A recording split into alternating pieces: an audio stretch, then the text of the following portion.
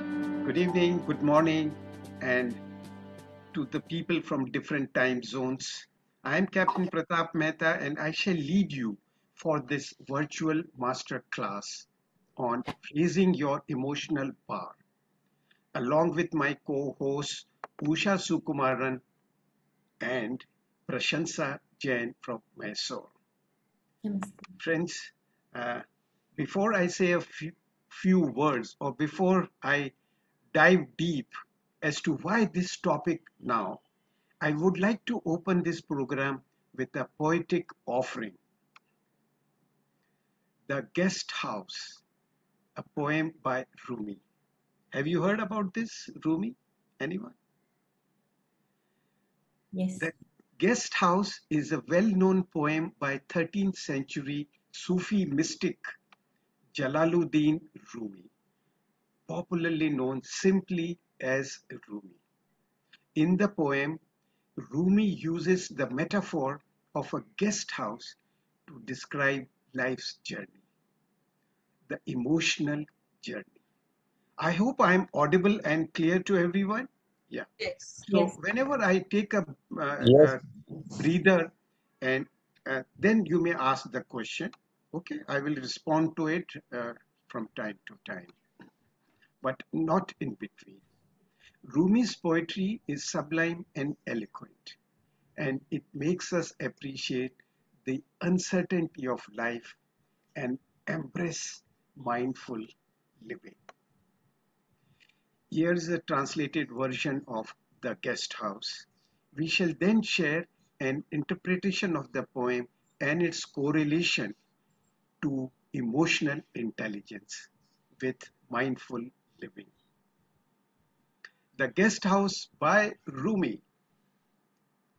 This being human is a guest house. Every morning, a new arrival. A joy, a depression, a meanness, some momentary awareness comes as an unexpected visitor. Welcome and entertain them all, even if they are a crowd of sorrows who violently sweep your house empty of its furniture. Still treat them, each guest honorably. He may be clearing you out for some new delight. The dark thought, the shame, the malice, meet them at the door laughing and invite them in. Be grateful, be grateful for whoever comes because each has been sent as a guide from beyond. Each has been sent as a guide from beyond. Jalaluddin Rumi, translation by Coleman Barks in his Essential Rumi.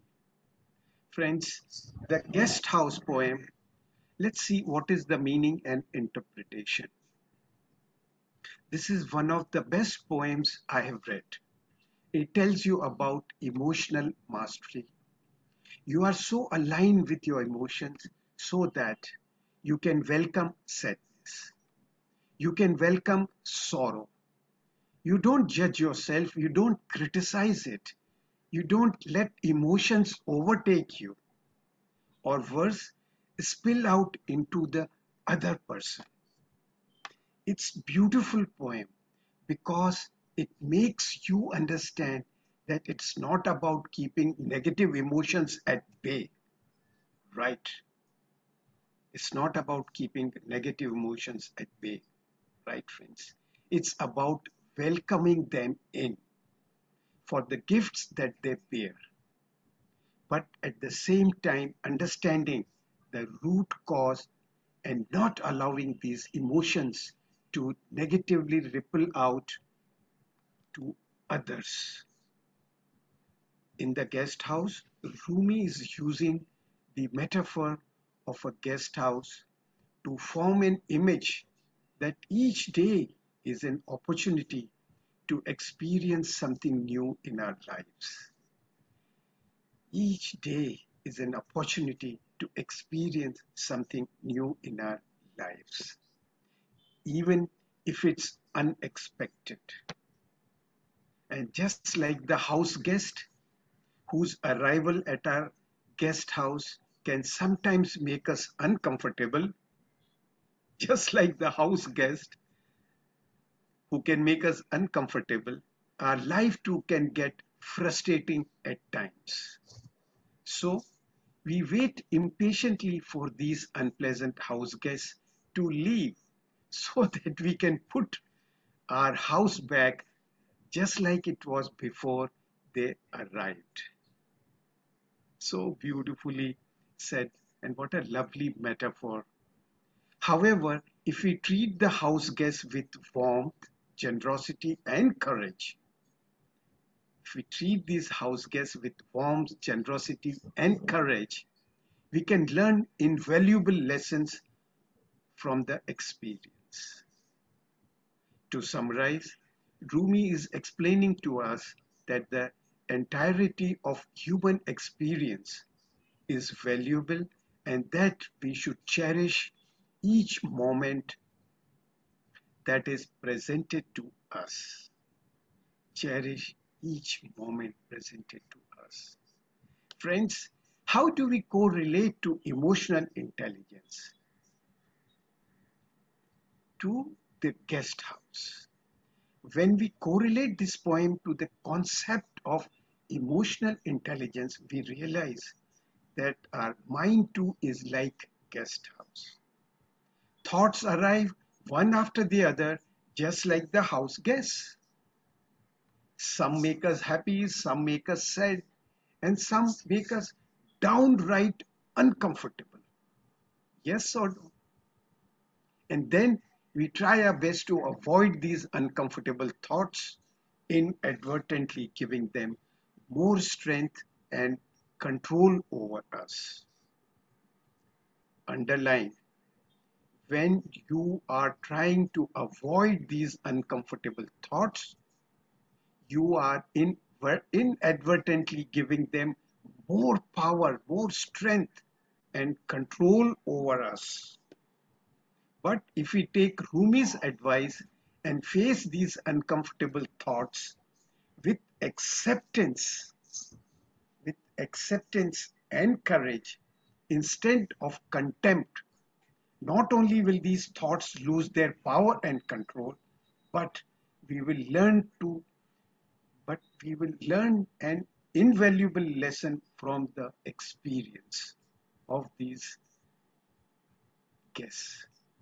I want to say a few words as to why this topic now. This pandemic has brought about issues of mental health, which is directly related to our emotional intelligence. Emotional intelligence helps you build stronger relationships, succeed at academics and work. I hope my young friends Simran from Malaysia is listening. It's for all ages. It's Yes, Ketan, I'm yeah, listening. okay. It's for all ages, from professional to students to seniors, right? And achieve your career and personal goals. It can also help you to connect with your feelings, turn intention into action, turn your intention into action, and make informed decisions. There are two things. One is to take a decision, another is to take informed decision about what matters most to you. What matters most to you. The emotions you express can leave a huge impact and create a lasting memory, either good or bad. So it's super important to learn to be equanimous. This is what we practice in our daily session over here in Mind Retreat. Remain equanimous. No craving, no aversion, irrespective of what the situation is. हर समय समता भाव बनाए रखें, किसी भी प्रकार का राग द्वेष उत्पन्न न होने दें. This is the key to success in our life. And this is a key to control your emotions. So, friends, I am performance enhancer. Yeah, most of you know me, but for those who are joining today, I am performance enhancer with 40 plus years of experience. I work with ambitious entrepreneurs, students. I teach them the modalities to discover their purpose in life by enhancing their mind power. Friends, those who are new, let me share mind and brain, according to our philosophy, are different things. Brain is in the skull. It can be cut open by a surgeon and shown to you. Mind is like a software of a computer which is in your full body. It cannot be identified with any particular place. So I teach our participants the modalities to discover their purpose in life by enhancing their mind power. So let's understand what is emotional intelligence. Emotional intelligence is the capacity to understand and manage your emotions. The skills involved in emotional intelligence are self-awareness, self-regulation, motivation, empathy, and social skills. Recently, it has become a bit of buzzword in human resources department across the globe. It is time emotional intelligence be taken seriously. Embracing the nuances of human emotions in the workplace can have pragmatic benefits, such as better collaboration among employees and happier workplace. We are human beings every day, not just when we leave office. So, what is emotional intelligence? Simply defined, emotional intelligence describes an ability. It describes an ability to recognize and monitor our own emotions as well as emotions of others. The process of developing emotional intelligence involves self-awareness. Self-awareness.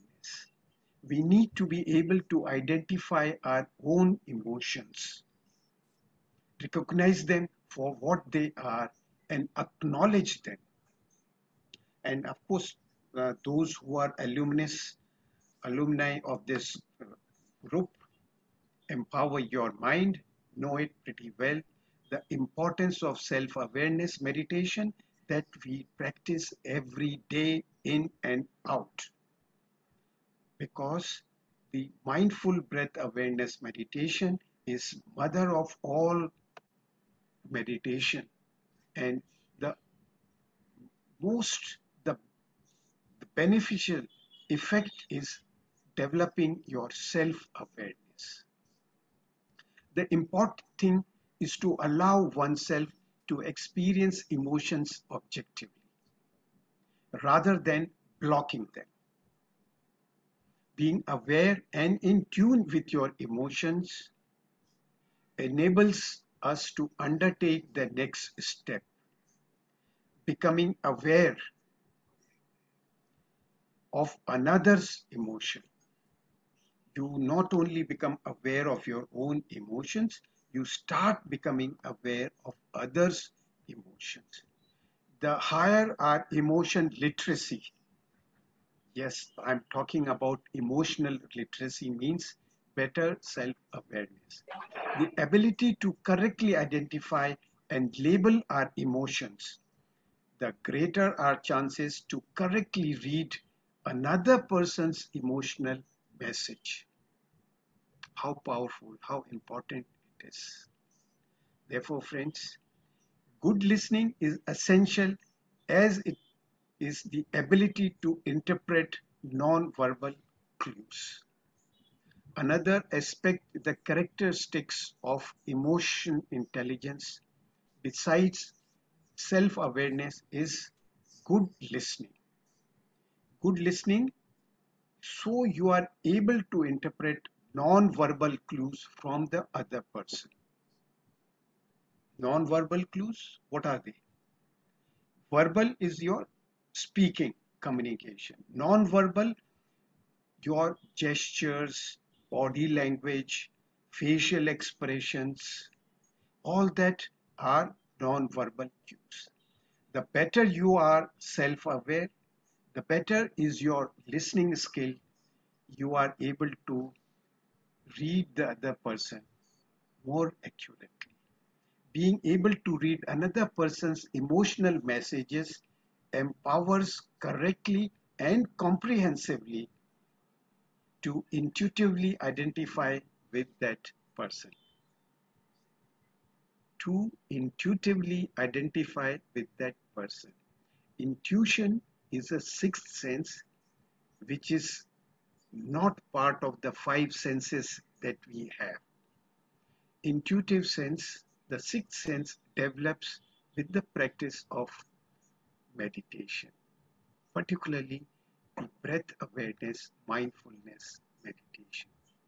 Therefore, this ability to tune into another person's emotions is called empathy. This ability in turn ensures that we are able to make an appropriate emotional response. Yeah. I mean, sometimes you could show your empathy, which may mean nothing. Just because we have heard the word empathy, that means to be in other person's shoes. I show my empathy, but the other person can read your body language, your facial expressions. You are lying. Therefore, the skill to develop self-awareness will help you develop better emotional response.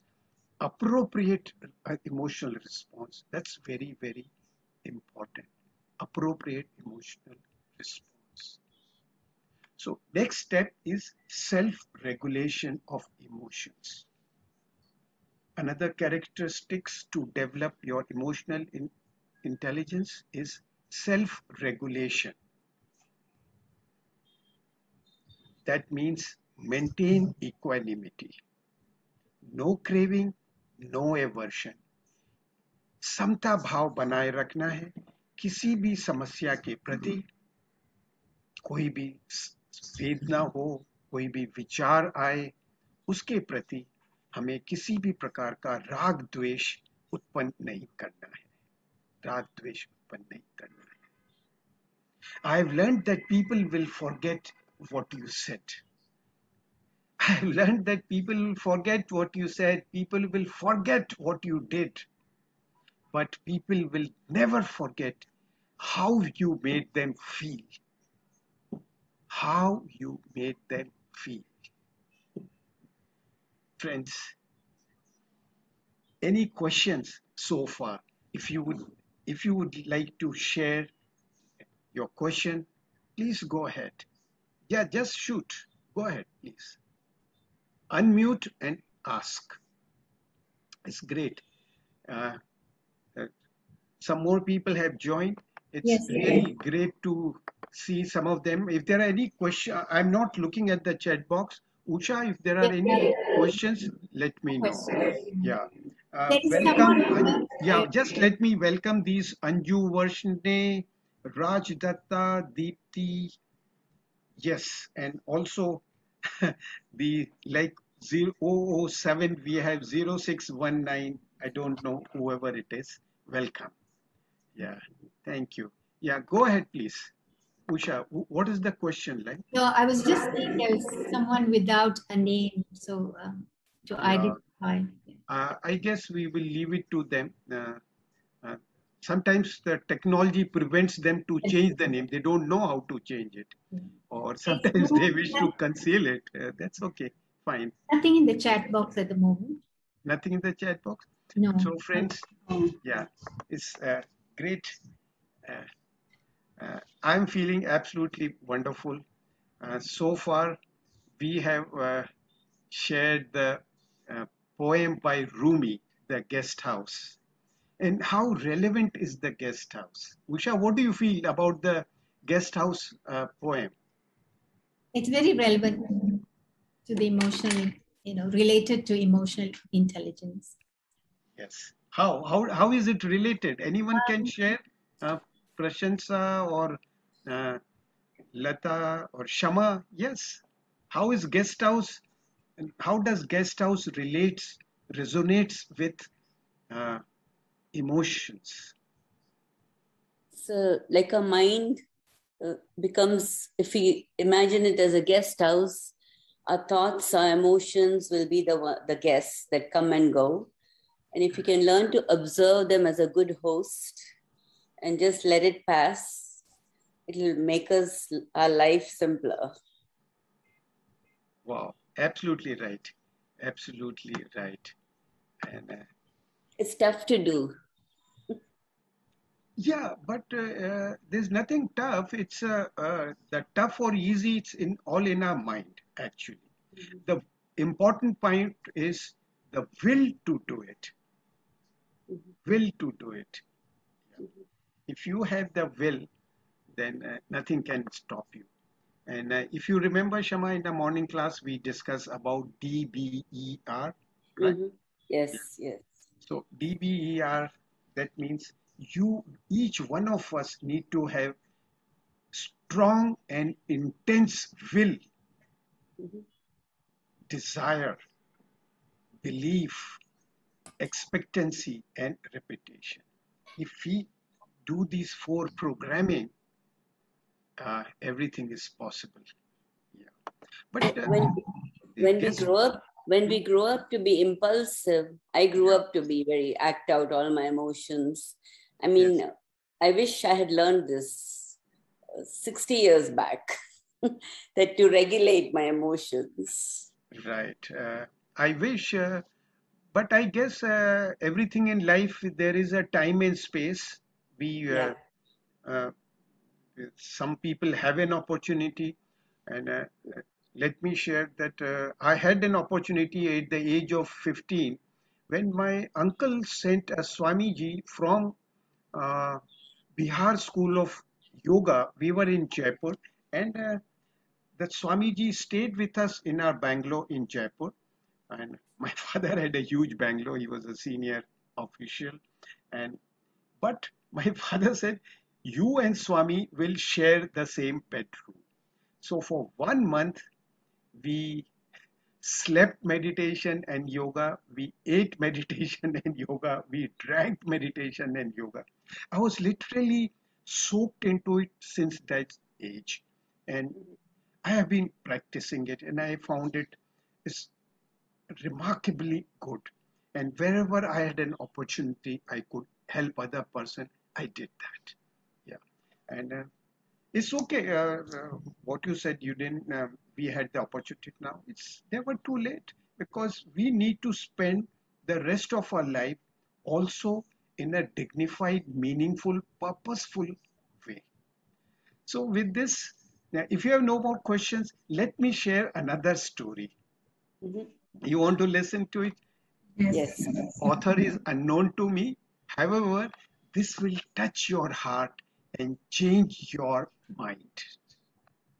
Okay, but I'm saying this in the first person of the author, so please don't misunderstand me. Okay, a date with a woman. Have you heard this story before? A date with a woman? None of you.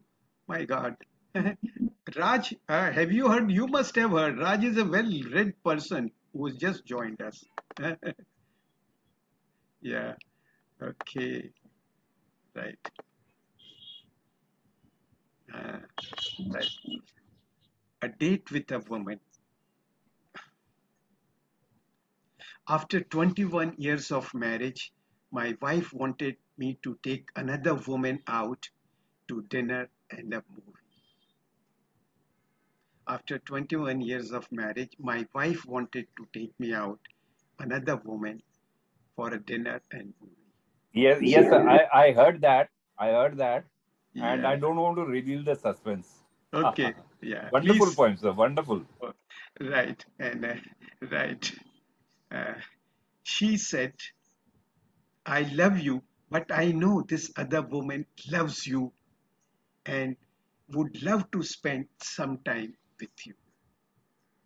The other woman that my wife wanted me to visit was my mother, who has been a widow for 19 years. But the demands of my work and my three children had made me possible to visit her only occasionally, maybe on a Christmas. May not be on Christmas. That night, I called to invite her to go out for a dinner and movie. What's wrong? Are you well? She asked. My mother is a type of woman who suspects that a late night call or a surprise invitation is a sign of bad news. Are you all with me? Yeah? Yes, sir. Sign of bad news. I thought that it would be pleasant to be with you, I responded. Just the two of us. She thought about it for a moment and then said, I would like that very much. The coming Friday after work, as I drove over to pick her up, I was a bit nervous. When I arrived at her house, my mom's house, I noticed that she too seemed to be nervous about our date. She waited at the door with her fur coat on. She had curled her hair and was wearing the dress that she had worn to celebrate her last wedding anniversary. She was a widow for 19 years. She smiled from a face that was as radiant as an angel's. I told my friends that I was going to go out with my son, and they were impressed, she said, as she got into the car. They can't wait to hear about our meeting. We went to a restaurant that, although not elegant, was very nice and cozy. My mother took my arm as if she were the first lady. After we sat down, I had to read the menu, the large print. Halfway through the entries, I lifted my eyes and saw Mom sitting there staring at me. A nostalgic smile was on her lips. It was I who used to have to read the menu when you were small. The times have reversed, she said. It was I who used to have to read the menu when you were small, she said. Then it's time that you relax and let me return the favor, I responded. During the dinner, we had an agreeable conversation. Nothing extraordinary, but catching up on recent events of each other's life. We talked so much that we missed the movie part. As we arrived at her house later to drop her, she said, I will go out with you again, but only if you let me invite you. Only if you let me invite you. I agreed. How was your dinner date? Asked my wife when I got home. Very nice. Much more than I could have imagined, I answered. A few days later, my mother died of a massive heart attack. It happened so suddenly that I didn't have time to do anything for her. Sometime later, I received an envelope with a copy of a restaurant receipt from the same place Mother and I had dined. Now is the climax.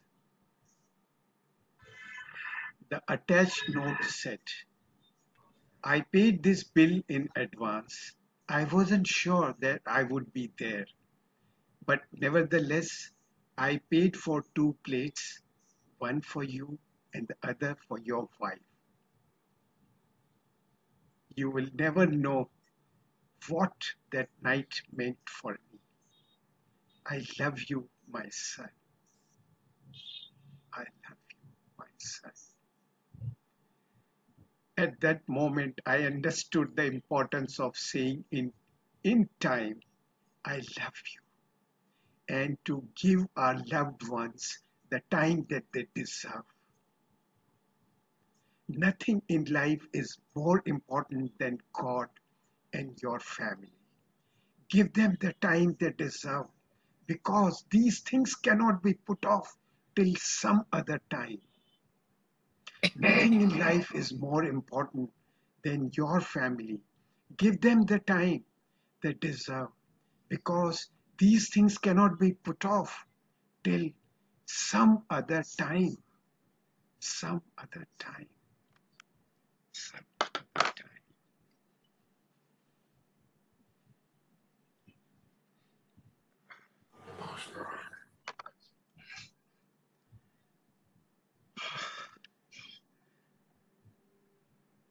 How was it? What did you feel about it? Please share. Unmute yourself and share about it. Sir, wonderful, sir. Very emotional. Very emotional. Thank you, Raj. Excellent. Excellent. In fact, Very good. sir, the people say that nowadays the generation next has become different. It wasn't like what used to be there earlier in our times. But I tell you, my younger son, every day he hugs me 2 to 3 times. Really, it's either the earlier karmas or the upbringing. Children are still the same. Thank you, Thank Raj. Yeah, please, anyone else wants to share their story? Please go ahead. Go ahead. Kalindi, Prashansa, Rohit. A lovely poem, lovely thing, touched the heart. Such heartwarming rendering also. It connects you emotionally. Yes. And this is emotional intelligence from our ancient wisdom point of view. When I say, I'm not talking the emotional wisdom taught in Harvard or in Jamnalal Bajaj or at IIM. This is what our ancient wisdom talks about. You have time, catch up with your family. I will now share a small story, which I think most of our participants who are our class participants, the Empower Your Mind, they have heard it, but let me just share. When I was growing up in our aristocratic feudal family that I was born into, my father never picked me up publicly till 5 years old. And after 5 years, anyway, you don't pick up your child, he's too heavy. Means publicly, my father never cuddled me and embraced me. And even till the rest of the life, I used to touch my father's feet and used to pranam, ya कहते हैं ना peri Panna Pawa Dhok and all those things we used to do. But yes, the last time I remember embracing my father is when I came back after marriage, and then it's him who extended the arm in our Haveli to embrace me. That was the first time or the last time I saw my father. So what I'm saying is I'm asking you a question. Is expression of love necessary, or demonstration of love is necessary, or the love can be demonstrated without expressing verbally or even showing this in public? What do you feel about it? Very necessary. I think it's necessary. I know that's how we all of us have grown into. Uh, but I would like to ask, let's say, Lata ji, Sangeeta ji, the old hands over here who have grown up in India. Have your spouse or partners ever hugged you in public? Sangeeta's has never hugged, but my husband is from USA, very forward, so he has done it. Yeah. Right, right. Okay. I used to feel very embarrassed. I used to tell him, move away, leave your hand, leave your hand. जो भी करना है बाद में. So for this, when we were in Vrindavan, there was a joke when we were going, he's keeping his hand on my shoulder and walking. Yeah. So on cycle, two boys were going and they started singing some love song. I told them, see, still keep your hand. See, people have started singing songs. Yeah. I know, Raj, you want to add something. I think we are also inhibited in doing all these things in public. I know. Although you may love to do it, but वो होता है ना, लोग क्या बोलेंगे? Yes, yes. Look. अच्छा, but इसमें एक बात और है. There's a twist to it. And again, the Usha, Lata, Shama, you would know about it. There is something called, what do you call VAC, visual, auditory, kinesthetic characteristics of each person. You know that? Have you heard about that? I know you have all, Shama, but others I'm asking you, Rohit, Raj, Anil, Chandra, have you heard about this VAC, visual auditory? Each person has got a predominant faculty. I mean, among those three faculties, either we are predominantly visual, or kinesthetic, or auditory. That means if there is a person whom you are talking to is auditory and you are showing him the picture, the map to go to another place, he or she will not understand. But if you tell them auditory person, तो वो सीधी road जाती है, वो जब road खत्म होगी तो take a left turn है, और जब आप लेफ्ट टर्न करोगे तो वहां पर एक बहुत सारी आवाज आएगी, फिर वहां से आप राइट टर्न करके सीधे जाना, you will reach your destination. And if he's a visual person like my wife, I'll bring a bouquet and keep it in the dining table. She will not appreciate it because she is not visual. For her, if I tell her I love you, she will appreciate and smile. But if you bring to a non-visual person, give a bouquet, they will not understand at all the value of it. You know, it's happened in my life practically. And if you are kinesthetic, anything you want to tell them, you have to touch and tell them, come on beta, chalo, I love you, touch karke. Moment you touch or pat them or embrace them or take them along, they will behave properly.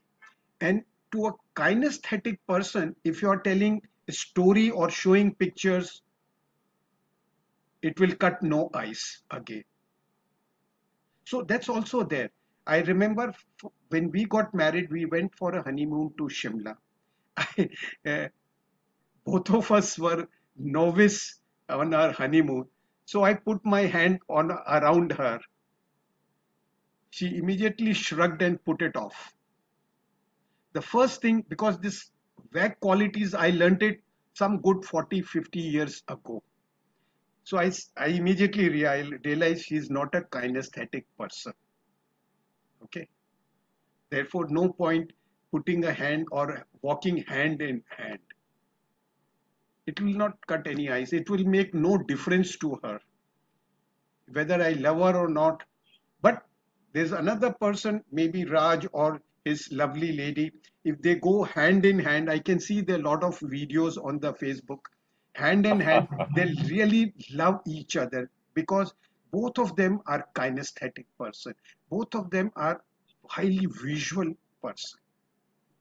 I'm able, with your, what do you call, ex post facto sanction to have said this. Of course, very right, very right. Yeah, lovely. I think it happens with all of us, most of us.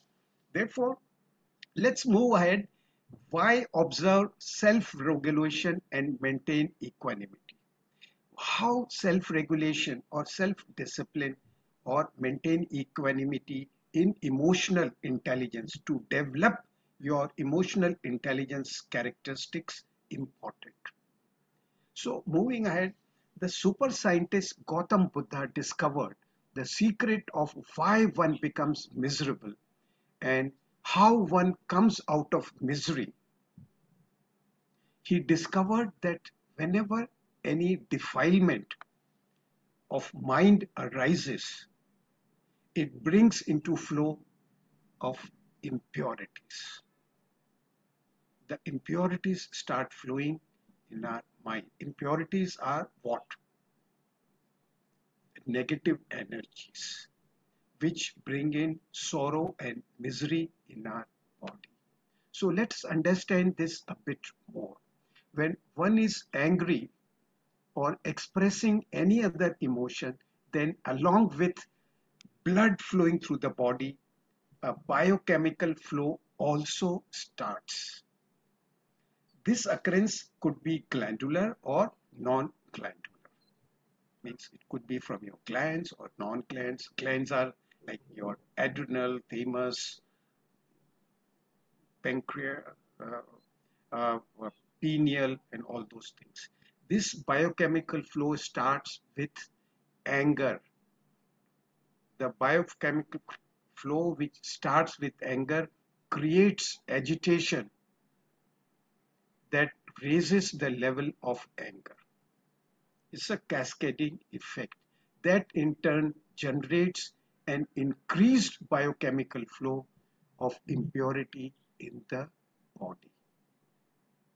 You noticed yourself, whenever you're angry, the biochemical flow starts. You don't know it's inside, but I'm just saying this. But what you can see, feel, is your breath becomes heavy. You're breathing like that. That is what you will observe. So one can remain angry or miserable for hours in this way. No one else but oneself is responsible for this state of ignorance. And we know what happens? You get addicted. There's one more meaning to the word addiction. One gets addicted to this feeling of anger because you don't know how to get out of it. You don't know how you got into angry. You are not even aware that you are angry because so far you didn't realize that the change of your breath or respiration externally is a sign of anger. It's one of those characters. There are so many other things also. So when one gets addicted to this feeling and justifies it by saying this anger or any other defilement is part of the life, ये तो होना ही है, हम जीवन है, गुस्सा तो आएगा ही, and one continues to indulge in this behavior, and it's like addiction. You start enjoying getting angry after some time. For example, and mind you, this is related to your emotional well-being. Anger, frustration, fear, disappointment, grief. For example, like a painful itch, it is unpleasant, but one keeps scratching it all the same. Yes, it happens. One has become habituated to one's own misery and keeps rolling into it. Keeps rolling into it. Mindfulness meditation develops awareness within us with the resolve that I will not indulge in this defilement that brings about such unpleasant sensations. Such unpleasant sensations.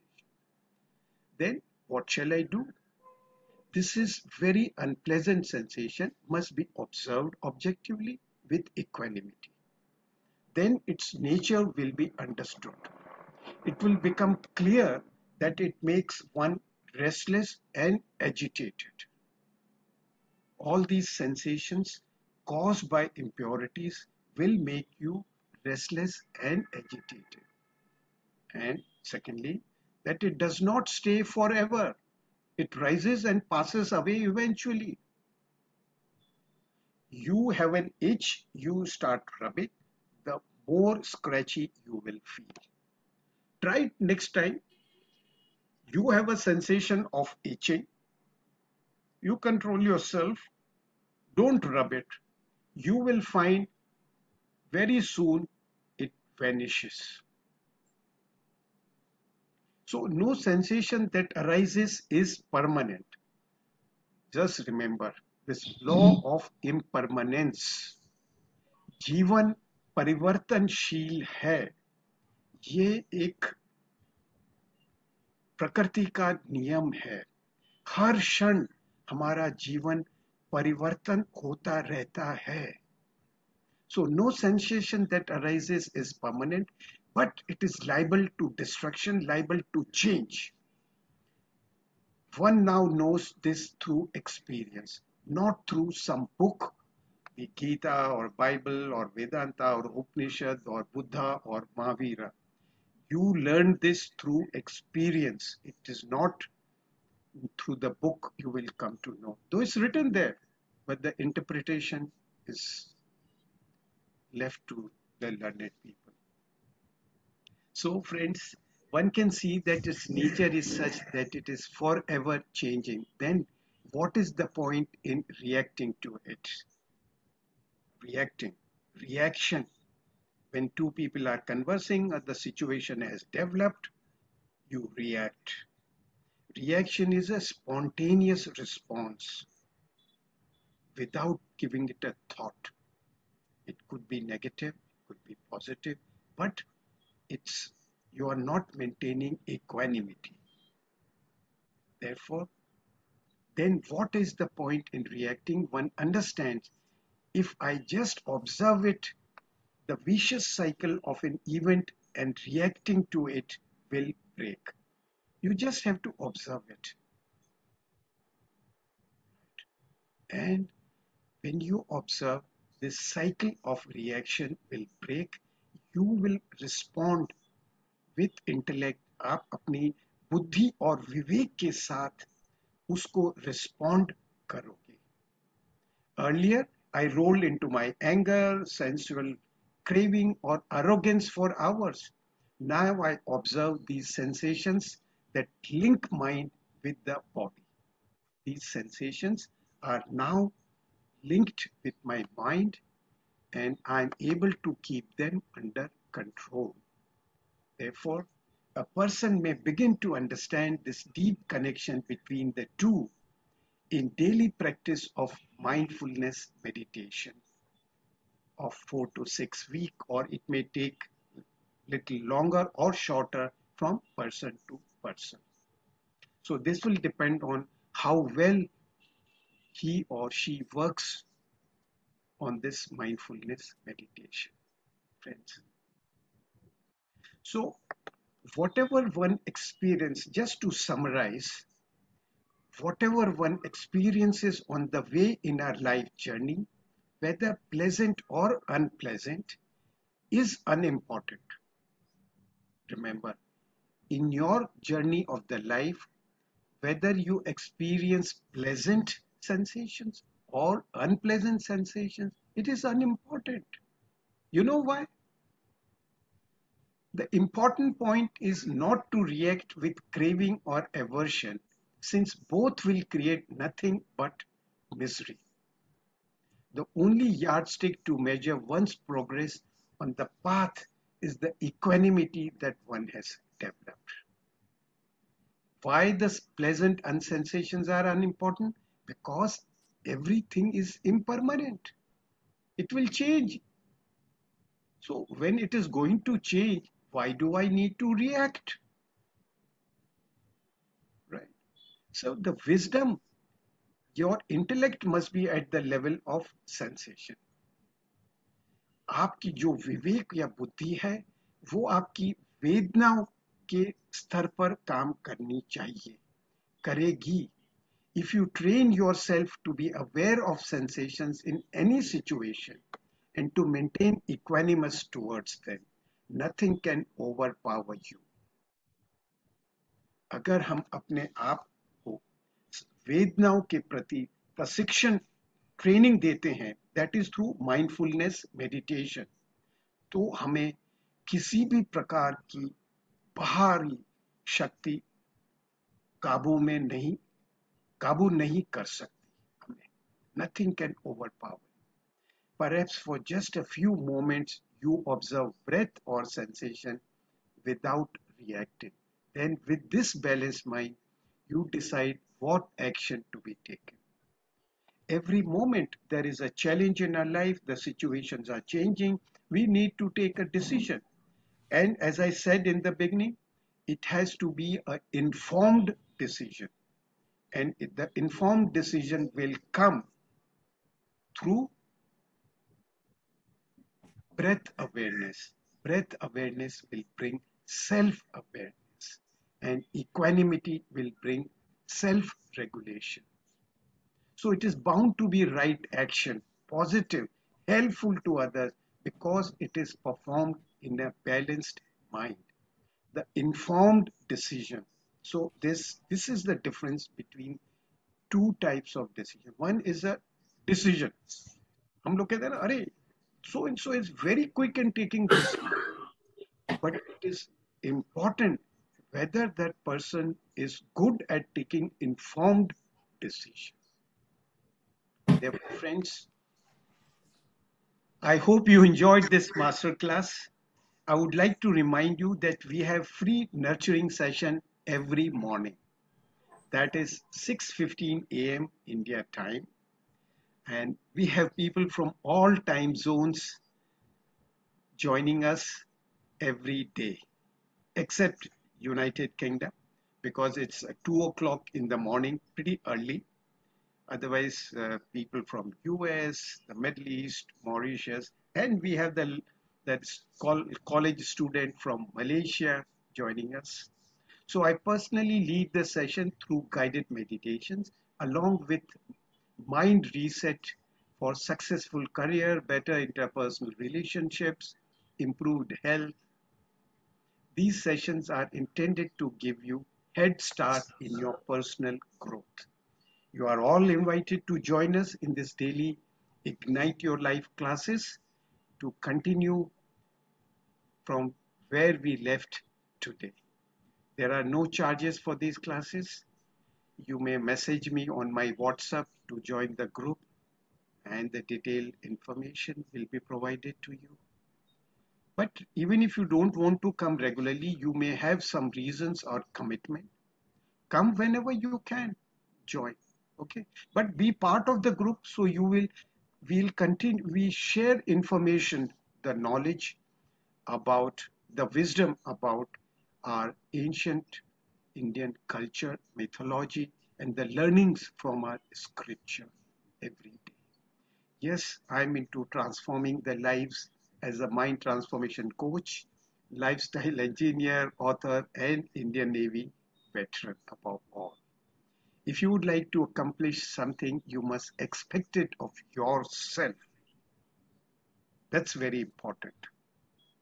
If you want to accomplish, you must be able to expect it, it will happen. Okay? So come join me on this joyful journey to reignite your extraordinary life. So friends, thank you for being with us today. It was indeed my pleasure to see so many spirited souls from so many different time zones. Grateful for your presence. If you have any questions, please do share and ask. I'm here with you all.